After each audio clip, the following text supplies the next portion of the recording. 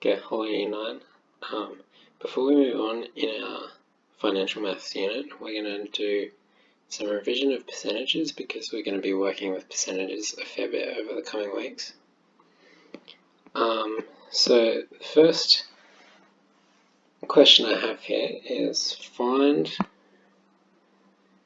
15% of $35.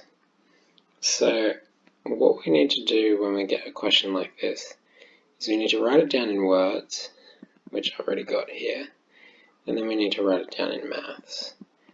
15%. What we do is we change the of to a times $35. And if your calculator has a percent button, you can simply put this line into your calculator. If you don't have a percent button, what you need to do is you need to change 15% into a decimal, and the way we do that is we divide it by 100. So if you imagine you've got 15 here,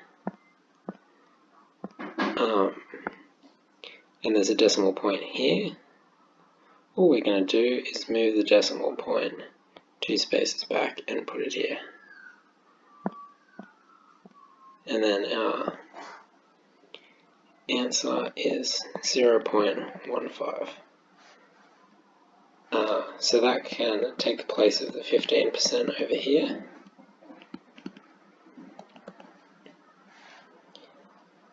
And if we put this into our calculator,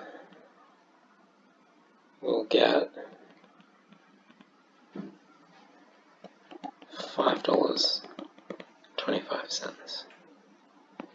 Another example here, we've got it written down in words, but now we'll write it down in maths. 27% times 450. And if we change 27% to a decimal,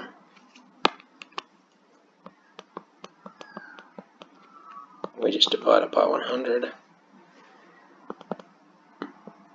And that means moving the decimal point 2 places forward.